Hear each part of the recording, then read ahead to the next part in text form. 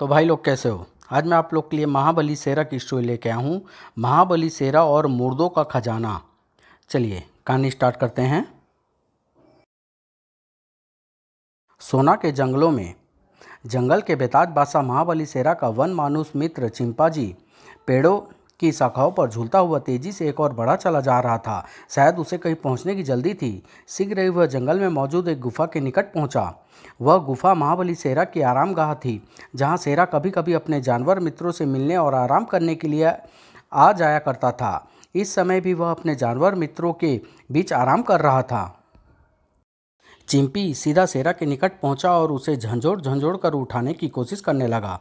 शीघ्र ही शेरा की नींद टूटी। क्या बात है चिंपी, क्यों शोर मचा रहे हो? शेरा को चिंपी की भाषा समझते देर नहीं लगी। ओह, यह बाहर चलने के लिए इशारा कर रहा है। शायद मुझे कहीं ले जाना चाहता है। अगले ही पल शेरा उठ खड़ा हुआ। चलो दोस्त, कहाँ ले जाना चाहते हो तुम मुझे? शीघ्र ही दोनों गुफा से बाहर निकले और पेड़ों की रस्सी नुमा शाखाओं को पकड़कर एक पेड़ से दूसरे पेड़ पर झूलते हुए एक दिशा में बढ़ने लगे। कुछ देर बाद ओह घोड़ा! शेरा पेड़ की डाल से कूदकर जैसे ही उस घोड़े के पास पहुंचा, घोड़ा बुरी तरह हिनहिनाने लगा। ओह, यह भी मुझे कहीं ले जाना चाहता है, शायद अपने स्वामी के पास। शेरा, जो कि पशुओं की बोली से खूब अच्छी तरह परिचित था, परंतु घोड़े की पीठ सहलाता हुआ प्यार भरे स्वर में बोला, घबराओ नहीं ए अजनबी दोस्त, मैं तुम्हारे साथ चल रहा हूँ। यदि तुम्हारा मालिक किसी विपत्ति में है तो मैं उसकी मदद अवश्य करूँगा। अगले ही पल शेरा घोड़े पर सवार हो गया। चिंपी, तुम लौट जाओ, देखता हूँ कि यह मुझे कहाँ ले जाना चाहता है और क्या चक्कर है। फिर शेरा ने लगाम को जैसे ही झटका दिया, घोड़ा द्रुत गति से एक तरफ दौड़ पड़ा। इस बेजुबान जानवर को मालूम है कि इसे कहाँ जाना है। घोड़ा काफ़ी देर तक लगातार दौड़ता रहा। शेरा समझ नहीं पा रहा था कि आखिर वह उसे कहाँ लिए जा रहा है। यहाँ तक कि घोड़ा जंगल पार कर एक पहाड़ी इलाके में जा पहुँचा। फिर शेरा उसे रोकने के लिए लगाम खींचने ही वाला था कि अचानक उसकी दृष्टि आकाश की ओर उठी और वह बुरी तरह चौंक उठा। चील और गिद्ध! ओह, लगता है इधर कोई प्राणी अथवा जीव जिंदगी की आखिरी घड़ियाँ गिन रहा है और ये मांसाहारी पक्षी उसी के मरने का इंतजार कर रहे हैं। घोड़ा अब भी सरपट दौड़ रहा था। ओह, यह घोड़ा तो मुझे उसी तरफ लेकर जा रहा है। कहीं ऐसा तो नहीं कि इसका मालिक वहां अंतिम सांसें ले रहा हो। फिर जल्दी ही शेरा को जो दृश्य दिखाई दिया, उसे देखकर तो शेरा जैसे पत्थर दिल इंसान का भी कलेजा भी एक बार की कांप उठा। हे देवता, कौन हो सकता है वह अभागा? वास्तव में बड़ा लोमहर्षक दृश्य था। शेरा ने निकट पहुंचकर मरणासन्न व्यक्ति का निरीक्षण किया। अभी इसके दिल की धड़कन चल रही है। यदि शीघ्र ही उपचार किया जाए तो यह बच सकता है। शेरा ने उसे तुरंत बंधन मुक्त किया और घोड़े पर लादकर पास के ही झरने के किनारे पहुंचा। ठंडे पानी की छींटों से शीघ्र ही उस घायल व्यक्ति को होश आ गया। आह, मैं कहाँ कहाँ हूँ मैं? घबराओ नहीं अजनबी दोस्त, तुम इस समय बिल्कुल सुरक्षित हो। मुझे बताओ कि तुम कौन हो और तुम्हारी यह दुर्गति किसने की है? मैं शिकारी अजीत, और मुझे आह जादूगर गोल कुंडा आह। हाँ हाँ, बोलो बोलो। परंतु घायल और कुछ नहीं कह पाया और उसकी गर्दन एक एक तरफ लुढ़क गई। लेकिन शेरा के कानों में उस व्यक्ति का अंतिम वाक्य अब भी गूंज रहा था। मैं शिकारी अजीत, और मुझे आह जादूगर गोलकुंडा आह। कौन हो सकता है यह गोलकुंडा, और उसने इसे सूली पर क्यों लटका रखा था? तथा वे कंकाल किन अभागों के थे जो इसके साथ ही सूली पर लटके हुए थे? क्या वे भी जादूगर गोलकुंडा के जुल्म के शिकार हुए हैं? अभी शेरा नाना प्रकार के विचारों में खोया हुआ था कि तभी बचाओ आई चीख किसी स्त्री की थी। शायद कोई युवती मुसीबत में है, मुझे मदद करनी चाहिए। अगले ही पल शेरा घोड़े पर सवार हो चीख की दिशा में चल पड़ा। बचाओ! मदद के लिए पुकारने वाली एक खूबसूरत लड़की थी, जिसके रथ में जूते घोड़े किसी कारण बेकाबू हो चुके थे। बचाओ! शीघ्र ही शेरा की दृष्टि उस पर पड़ी। ओह, रथ खाई की ओर जा रहा है और घोड़े बेकाबू हो चुके हैं। यदि शीघ्र ही घोड़े पर काबू नहीं पाया गया तो वे रथ समेत खाई में जा गिरेंगे। उसने जल्दी से कुछ सोचा और निसंदेह महाबली शेरा असीम एवं आश्चर्यजनक शक्ति का स्वामी था। बचाओ बचाओ! उस मोटे वृक्ष को बिल्कुल पौधे की तरह जड़ से उखाड़कर शेरा सामने से आते रथ की ओर बढ़ा। अगले ही पल उसने विशाल वृक्ष को घोड़े के आगे डाल दिया। घोड़े तो पेड़ की रुकावट के कारण रुक गए, लेकिन अकस्मात लगने वाले झटके से युवती अपने आप को नहीं संभाल सकी और रथ से उछलकर जमीन पर पड़ी एक चट्टान से आ टकराई। शेरा लपक कर युवती के करीब पहुंचा। ओह, यह तो बेहोश हो गई। इसे होश में लाने के लिए पानी की जरूरत है और पानी इसी झरने पर ही मिल सकता है। तभी वहां कुछ घुड़सवार प्रकट हुए। वह रहा, राजकुमारी को उठाकर ले जा रहा है। पकड़ लो उसे। शेरा को साथ साथ अपनी ओर आते घोड़े की टापों का आवाज़ सुनकर शेरा का ध्यान भी उनकी ओर आकर्षित हुआ। वह सैनिक शायद इसी युवती से संबंधित लगते हैं। शीघ्र ही घुड़सवार सैनिकों ने उसे आ घेरा। अरे, इस गुस्ताख ने तो राजकुमारी को घायल कर दिया है, पकड़ लो इसे और राजकुमारी को संभाल लो। तो यह युवती कहीं की राजकुमारी है, परंतु ये लोग मुझे गलत समझ बैठे हैं। परंतु इससे पहले कि शेरा उन्हें असलियत बता पाता, सैनिकों ने राजकुमारी को अपने कब्जे में लेकर उसे रस्सी में जकड़ लिया। चलो हमारे साथ, चुपचाप चलने में ही तुम्हारी भलाई है। लेकिन दोस्त, मेरी भी तो बात सुनो, शेरा ने कहना चाहा। लेकिन सैनिक अधिकारी बीच में ही उसकी बात काटता हुआ गर्ज उठा। खामोश बदतमीज, हमारी राजकुमारी के साथ जो गुस्ताखी तूने की है उसकी सजा तुझे जरूर मिलेगी। शेरा चाहता तो उन मुट्ठी भर सैनिकों से आसानी से निपट सकता था, लेकिन उसने ऐसा नहीं किया। ये मूर्ख इस समय मेरी कोई भी बात नहीं सुनने वाले हैं। फिलहाल इनके साथ चलना ही उचित होगा। होश में आने पर राजकुमारी स्वयं ही इन्हें असलियत बताकर शांत कर देगी। और वह चुपचाप उनके साथ चल पड़ा। जरूर इनका राज्य इस पहाड़ी के दूसरी ओर कहीं होगा। कुछ देर बाद वे एक पहाड़ी के मध्य से गुजर रहे थे। उसी पहाड़ी से निकलकर काफ़ी समय तक चलते रहने के पश्चात दूर किसी राज्य के स्थापित होने की चिन्ह दिखाई दिए। शायद वही है इनका देश। कुछ देर बाद वो उस विशाल किले के भीतर थे। सुनो, तुम दोनों राजकुमारी जी को उनके कमरे में ले जाओ और उन्हें होश में लाने का प्रयत्न करो। मैं इस गुस्ताख को सेनापति के पास ले जा रहा हूँ। बहुत अच्छा श्रीमान। फिर दोनों आदेशिक सैनिक राजकुमारी को उठाकर उसके कमरे की ओर चल दिए और सैनिक अधिकारी अन्य सैनिक के साथ शेरा को लेकर अन्य महल की ओर। शीघ्र ही सैनिक अधिकारी ने शेरा को अपने सेनापति के सामने पेश किया। कौन है यह? हमारे देश का तो नहीं लगता। सेनापति जी, यह विदेशी हमारे राजकुमारी जी को जख्मी कर उठा ले जा रहा था। यह तो गनीमत थी कि हम ऐन मौके पर पहुंच गए, वरना पता नहीं यह उन्हें क्या नुकसान पहुंचाता। क्या कहा? कहाँ है राजकुमारी जी? मैंने उन्हें सैनिकों की देखरेख में उपचार हेतु उनके कमरे में भिजवा दिया है। यह तुमने ठीक किया। इस गुस्ताख को तुरंत खेल के मैदान में ले जाओ। तमाशाइयों को खेल के साथ साथ इसकी मौत का भी अच्छा नज़ारा देखने को मिलेगा। जी, बहुत अच्छा। ठहरिए सेनापति जी, आप लोग मेरे प्रति गलतफहमी का शिकार हो रहे हैं। मैंने आपकी राजकुमारी की जान बचाई है। यदि मैं उनको बेकाबू घोड़े को न रोकता तो शायद इस समय उनकी लाश ही आपको खाई में पड़ी दिखाई देती। शेरा ने सेनापति को समझाने की काफ़ी कोशिश की, लेकिन उसने उसकी एक नहीं सुनी। खामोश ध्रुत, तुम हमें कहानी सुनाकर मूर्ख नहीं बना सकते। कोरमा, ले जाओ इसे खेल के मैदान में। मैं भी वहाँ पहुँच रहा हूँ। जी, बहुत अच्छा सेनापति जी। और सैनिक ने उसके हाथ जंजीर से बांधकर उस मैदान के भीतर छोड़ दिया जहां भयानक खेल चल रहे थे। लगता है एक बार फिर मुझे मौत के साथ आंख मिचोली खेलनी पड़ेगी। पता नहीं राजकुमारी कब तक होश में आएगी। शीघ्र ही सेनापति भी वहां आ पहुंचा। खेल बंद कराओ और जाकिरा को उस विदेशी पर छोड़ने का आदेश दो। जो आज्ञा सेनापति जी। तुरंत ही वह सैनिक मैदान में लड़ते योद्धाओं को संबोधित कर चीख उठा। सारे योद्धा मैदान से बाहर चले जाएं। तुरंत सारे योद्धा मैदान से बाहर आ गए।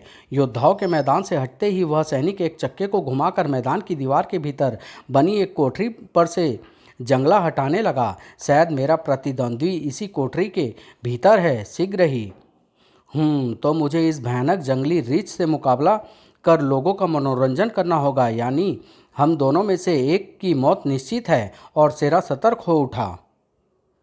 तभी वह भयानक एवं विशालकाय रीछ उस पर भयानक वेग से झपटा, लेकिन शेरा ने बिना भयभीत हुए अपने हाथों में पड़ी जंजीर उसकी कमर में डाल दी और उसे पूरी ताकत से भींचने लगा।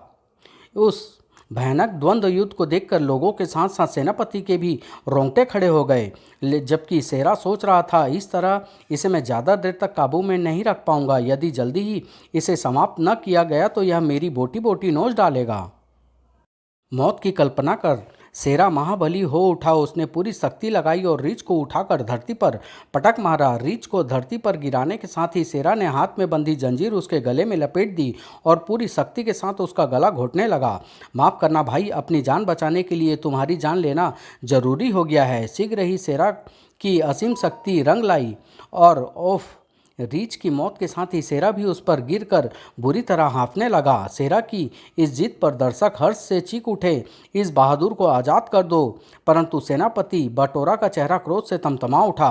इसे भूखे शेर के आगे डाल दो, इसकी मौत अनिवार्य है। लेकिन तभी ठहरो, अरे राजकुमारी जी, सैनिक उस बहादुर नौजवान को आज़ाद करके मेरे पास लाओ। लेकिन राजकुमारी जी, वह मुझे जादूगर गोलकुंडा का आदमी जान पड़ता है। वह आपका अपहरण करके शायद उसी के पास ले जा रहा था। आपको गलतफहमी हुई है सेनापति जी। उस नेक इंसान ने तो मुझे गहरी खाई में गिरने से बचाया है। मेरे रथ के घोड़े बेकाबू हो गए थे और इसी कारण मैं सैनिक से बिछड़ गई थी। ओह, तब तो मुझसे वास्तव में बहुत बड़ी गलती हुई। देवता का शुक्र है कि वह जकीरा के हाथों मारा नहीं गया। फिर पलटकर सेनापति ने तुरंत अपने पास खड़े सैनिक अधिकारी को संबोधित किया। कोरमा, उसे रिहा करके सम्मानपूर्वक यहाँ लाओ और खेल फिर से शुरू करो। जो आज्ञा सेनापति जी। वह सैनिक तुरंत मैदान में पहुंचा। सेरा उस समय भी अत्यधिक थकान के कारण मरे हुए रीछ पर पड़ा हाँफ रहा था।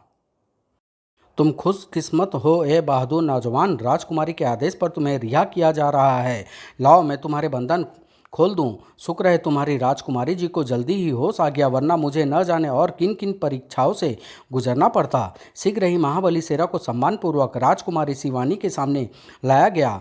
हमें दुख है नौजवान की गलतफहमी के कारण तुम्हारे साथ यह दुर्व्यवहार किया गया। हमें भी अफसोस है बहादुर नौजवान। आशा है तुम हमें क्षमा कर दोगे। जो कुछ हुआ अनजाने में हुआ, इसलिए मुझे आप लोगों से कोई शिकायत नहीं है। अच्छा, अब मुझे आज्ञा दीजिएगा। अरे नहीं, ऐसा कैसे हो सकता है? अभी तो हम अपने उपकारी का नाम व पता भी नहीं जान पाए हैं। मुझे सेरा कहते हैं। मैं सोना के जंगलों में रहता हूँ। अरे, कहीं आप महाबली सेरा तो नहीं हैं जिन्हें जंगलवासी अपना देवता मानते हैं? मैं देवता नहीं हूँ राजकुमारी जी, सिर्फ एक साधारण इंसान हूँ। न जाने क्यों जंगलवासी मुझे देवता समझते हैं। दूसरों के दुख दर्द में काम आने वाले व असहायों की सहायता करने वालों को देवता ही कहा जाता है। और ये सब गुण तुम में मौजूद है, इसलिए उनके लिए तुम देवता हो। परिचय हो गया राजकुमारी जी। मेरे विचार से अब मुझे चलना चाहिए। ऐसे नहीं महाबली, कम से कम आज की रात तो तुम्हें हमें अतिथि सत्कार का मौका देना ही होगा। राजकुमारी की जिद करने पर, ठीक है राजकुमारी जी, यदि आपकी यही जिद है तो मैं रुक जाता हूँ। धन्यवाद महाबली। निसंदेह आज का दिन हमारे लिए सबसे बड़ी खुशी का दिन है। सेनापति जी, आप खेल खत्म होने तक यहीं रहें। हम महाबली के साथ महल जा रहे हैं। ठीक है राजकुमारी जी। राजकुमारी शिवाली सेरा को लेकर अपने महल की ओर चल पड़ी। एक बात मेरी समझ में नहीं आई राजकुमारी जी कि आपके घोड़े बेकाबू कैसे हो गए थे। मैं अपने सैनिकों के साथ शिकार पर गई हुई थी, अचानक एक शेर ने आक्रमण कर दिया जिससे घोड़े बेकाबू हो गए। अब यह मेरा सौभाग्य था कि आपने मुझे बचा लिया, वरना न जाने मेरा क्या अंजाम होता। अजीब संयोग है, यदि मैं उस घायल के साथ झरने के किनारे न होता तो शायद राजकुमारी जी की जान आज चली गई होती, परंतु वह जादूगर गोलकुंडा, उसे तो मैं भूल ही गया था। खैर, कल यहाँ से विदा लेकर मैं उसकी तलाश अवश्य करूँगा। महल में पहुंचकर राजकुमारी ने सेरा का खूब आओ भगत की। खाने पीने के से निवृत्त होने के पश्चात राजकुमारी उसे एक कमरे में ले गई। आप यहाँ आराम करें महाबली, सुबह फिर मुलाकात होगी। शुभ रात्रि। रात गहरी हो चुकी थी और डट कर भोजन करने के कारण सेरा को नींद भी सताने लगी थी। अतः जैसे ही वह बिछौने पर लेटा, उसे गहरी नींद ने आ दबोचा। पता नहीं सेरा भोर होने के बाद भी और कितनी देर तक सोता रहा। अचानक महल में मचने वाले तेज शोर से उसकी निद्रा टूट गई। दौड़ो, राजकुमारी को बचाओ। ओह, यह शोर कैसा? कुछ सोचकर वह तुरंत बारजे पर पहुंचा। सैनिकों, क्या बात है? तुम लोग इस तरह कहाँ भागे जा रहे हो? महाबली जादूगर गोलकुंडा का अवधूत महल में घुस आया है और वह राजकुमारी जी को उठाकर ले जाना चाहता है। उसे रोक पाना हमारे लिए अत्यंत मुश्किल काम है। कृपया आप हमारी मदद करें। जादूगर गोलकुंडा का नाम सुनकर सेरा बुरी तरह चौंक उठा। जादूगर गोलकुंडा? ओह, लगता है देवता ने इसीलिए मुझे रात भर यहाँ रोका था। तुम चलो, मैं आता हूँ। लगता है इस शैतान की मौत भी देवता ने मेरे ही हाथों लिखी है। तलवार संभालकर सेरा उस स्थान पर पहुंचा जहां सैनिक राजकुमारी पर झपटते हुए एक तेंदुए को रोकने और उस पर काबू पाने की कोशिश कर रहे थे। बहुत भयानक है, लेकिन मेरे जीते जी वह राजकुमारी का बाल भी बांका नहीं कर पाएगा। तभी राजकुमारी की दृष्टि महाबली सेरा पर पड़ी। महाबली, मुझे बचाओ, वह शैतान जादूगर गोलकुंडा का अवधूत मेरा अपहरण करना चाहता है। घबराओ नहीं राजकुमारी, मेरे रहते यह शैतान काला तेंदुआ तुम्हारा कुछ भी नहीं बिगाड़ पाएगा। और अगले ही पल, ठहरो शैतान, पहले मुझसे दो दो हाथ कर लो, उसके बाद राजकुमारी की ओर देखना। क्रोध से भरकर तेंदुआ भयानक ढंग से गुर्राता हुआ शेर की ओर बढ़ा। देवता की सौगंध, एक ही बार में तुम्हारी गर्दन धड़ से जुदा होगी। लेकिन तभी सेहरा बुरी तरह चौंक उठा। हे ईश्वर, यह क्या? तेंदुआ ने अचानक ही अपना रूप बदला था। उफ, विश्वास नहीं होता। अगले ही पल अपने स्वामी गोलमुंडा के मार्ग में आने वाले प्राणी और जीव को मैं निर्जीव कर देता हूँ। आओ, आज तुम भी अपनी शक्ति आजमा लो। मंजूर है, मैं भी देखना चाहता हूँ कि शैतान और इंसान में से किसकी जीत होती है। तुरंत जादूगर गोलकुंडा के अवधूत ने भयंकर अंदाज से अपनी तलवार घुमाई, लेकिन शेरा अपने आप को साफ बचा गया। तुम्हारा पहला बार खाली गया दोस्त, परंतु मेरा दूसरा बार हरगिज खाली नहीं जाएगा। लो बचो। शेरा बचने के लिए तेजी से पीछे हटा, लेकिन तभी बदकिस्मती से उसके पैर के नीचे एक बड़ा फूलदान आ गया और संतुलन कायम न रख सकने के कारण वह धड़ाम से जमीन पर आ गिरा। अब कर लो अपने भगवान को याद। परंतु जैसे ही वह शेरा को मौत के घाट उतारने के लिए झपटा, शेरा ने फुर्ती के साथ पलटकर अपनी तलवार उसके पेट में घुसेड़ दी। बस बस दोस्त, जहाँ से आए थे वहीं पहुँचो। गोलकुंडा के दूत के मरते ही राजकुमारी समेत सभी सैनिक खुशी से चीख उठे, महाबली जिंदाबाद। आहा, तुम निसंदेह ताकत के देवता हो महाबली। मैं तुम्हें सगर्व अपना पति स्वीकार करती हूँ। क्या मुझे अपनी दासी बना लीजिए महाबली, मैं जीवन भर आपकी सेवा करती रहूँगी। होश में आइए राजकुमारी जी, यह आप क्या अनाप शनाप बकने लगी हैं। और राजकुमारी को जैसे होश आ गया और वह शांत हो गई। तभी सेनापति बटोरा वहां आ पहुंचा। शायद उसे पूरे किस्से का पता चल चुका था। देवता का शुक्र है महाबली कि आप यहाँ रुक गए, वरना पता नहीं जादूगर गोलकुंडा का अवधूत क्या कर बैठता। वह तो ठीक है सेनापति, लेकिन यह जादूगर गोलकुंडा कौन है? क्या आप मुझे इसके बारे में बताने का कष्ट करेंगे? दरअसल मैं उसी की तलाश में हूँ। उसी की तलाश में? मैं कुछ समझा नहीं। क्या उसने आपको भी नुकसान पहुंचाया है? मुझे तो नहीं, लेकिन उसने अन्य बहुत से बेगुनाह इंसानों की जानें ली है, जिनके कंकाल पहाड़ी मैदान में पड़े हैं। मुझे उससे उन लोगों की मौत का बदला लेना है। फिर शेरा ने उन्हें सारी बात बता दी। सब कुछ बताने के पश्चात वह फिर बोला, अब आप मुझे वह बताइए कि वह राजकुमारी का अपहरण क्यों करना चाहता था। वह कौन है और कहाँ रहता है? वह दुष्ट जादूगर यहाँ से पश्चिम में 500 कोस दूर एक खंडानुमा किले में रहता है और किसी मुर्दे के खजाने को प्राप्त करने के चक्कर में है।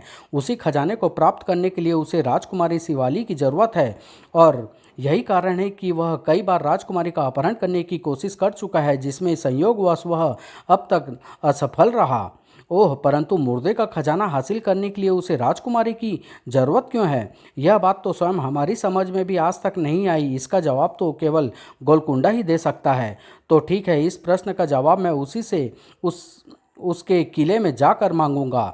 नहीं नहीं, मैं तुम्हें वहां हरगिज नहीं जाने दूंगी। सुना है वह बहुत ही जाहिल और क्रूर है, और उसके वश में बहुत से भूत प्रेतनी व पिशाच हैं। उसकी जादुई शक्ति से कोई जीत नहीं सकता। यदि उसके पास जादुई और प्रेत शक्ति है तो मेरे पास भी धर्म और सच्चाई की शक्ति है। यदि उसके साथ शैतानी शक्ति है तो मेरे साथ देवी शक्ति है। मैं उसके पास जरूर जाऊंगा। नहीं नहीं स्वामी, आपकी यह दासी आपको कभी मौत के मुंह में नहीं जाने देगी। होश की बात करो राजकुमारी, न मुझे किसी दासी की जरूरत है और न पत्नी की। आप अपने कमरे में जाइए, इसी वक्त जाइए। राजकुमारी शेरा का कहा न टाल सकी और वहां से चली गई। सेनापति जी, आप मेरे जाने का प्रबंध कीजिए। मैं इसी समय उसके किले की ओर रवाना होना चाहता हूँ। आप जैसा उचित समझे महाबली। सेनापति के वहां से जाने के बाद शुक्र है कि समय रहते मुझे उस शैतान के बारे में मालूम हो गया, वरना मुर्दों का खजाना प्राप्त करने के लिए वह और न जाने कितने बेगुनाह इंसानों को मुर्दा बनाता। इसके बाद शेरा स्वयं भी भीतर की ओर चल पड़ा। यहाँ से विदा लेने से पूर्व राजकुमारी को समझा बुझाकर शांत करना ही उचित होगा, कहीं वह भयावेश में वह कोई गलत कदम न उठा बैठे। उधर राजकुमारी शिवाली के देश वारसिला से 500 कोस दूर पश्चिम में वह जादूगर गोलकुंडा का किला था। उसी किले के भीतर एक कमरे में जादूगर गोलकुंडा का चेहरा क्रोध से तमतमा रहा था। ओह नहीं, मेरा अद्भुत तेंदुआ मारा गया। बस एक बार राजकुमारी मेरे कब्जे में आ जाए, मैं वारसिला को जलाकर राख कर दूंगा। अगले ही पल वह उस कमरे से निकलकर एक तरफ चल पड़ा। शीघ्र ही वह एक दूसरे कमरे में पहुंचा, जिसके बीचों बीच एक बड़ा सा चबूतरा बना था। उस चबूतरे के निकट पहुंचकर वह हाथ में थमी खोपड़ी पर हड्डी घुमाते हुए चीख उठा, चंडालेसु चंडालेसु बाहर आओ। बोलते बोलते उसके हाथ में थमी खोपड़ी उस चबूतरे पर दे मारी। तुरंत एक तेज रोशनी उत्पन्न होने के साथ साथ ही चबूतरा बीचों बीच से फटा और उसमें से तेजी के साथ लाल रंग का धुआं निकलने लगा। चंडालेसु बाहर आओ, बाहर आओ। फिर देखते ही देखते उस धुएं में से एक चमगादड़ नुमा अजीबोगरीब किस्म का इंसान प्रकट हुआ। मुझे क्यों याद किया स्वामी? इस गुलाम के लिए क्या आज्ञा है? तुम्हें इसी समय वारसिला देश जाना होगा चंडालेसु। और वहाँ से तुम्हें किसी भी हालत में राजकुमारी शिवाली को उठा कर लाना होगा। अब हम मुर्दों के खजाने को प्राप्त करने के लिए और अधिक इंतजार नहीं कर सकते। जो हुक्म मेरे मालिक, कहकर चंडालेसु ने ठीक किसी चमगादड़ की तरह पंख फैलाए और हवा में उड़ता हुआ द्वार की ओर बढ़ा। ध्यान रहे, तुम्हें हर बाधा को पार कर राजकुमारी को यहाँ लाना है। निश्चिंत रहिए मालिक। पलक झपकते ही चंडालेसु किले से बाहर निकला और आकाश में उड़ता हुआ तीव्र गति से वारसीला देश की ओर चल पड़ा। अब राजकुमारी को यहाँ लाने से कोई नहीं रोक सकता। एक बार राजकुमारी यहाँ पहुँच जाए, फिर मैं वारसीला वासियों और उसके जंगलवासी हिमायती शेरा को बताऊंगा कि जादूगर गोलकुंडा किस बला का नाम है। इधर राजकुमारी शिवानी अपने शयन कक्ष में गहरी निद्रा में सोई हुई थी कि अचानक एक हिंसक गुर्राहट को सुनकर उसकी नींद टूट गई। आई बचाओ! शेरा का कमरा राजकुमारी शिवाली के शयन कक्ष के बगल में था, अतः उसकी चीख सुनकर उसकी आंखें भी खुल गई। ओह, यह चीख तो राजकुमारी की ही मालूम पड़ती है। शायद उस पर फिर कोई विपत्ति आई है। अगले ही पल वह अपने सिरहाने रखी तलवार को उठाकर राजकुमारी के कमरे की ओर दौड़ पड़ा। क्या चांडालेसु राजकुमारी को उठाकर ले जा सका? जादूगर गोलकुंडा को मुर्दों का खजाना प्राप्त करने के लिए आखिर राजकुमारी शिवाली को ही क्यों आवश्यकता थी? मुर्दों को खजाने का क्या रहस्य था? क्या महाबली सिरा राजकुमारी को बचा पाने में सफल हुआ? वह जादूगर गोलकुंडा से टक्कर ले सका? इन सब प्रश्नों का उत्तर महाबली शेरा का नेक्स्ट कॉमिक्स ताकत का देवता, जो मैं आप लोग के सामने बहुत जल्द लेके आऊँगा। समाप्त।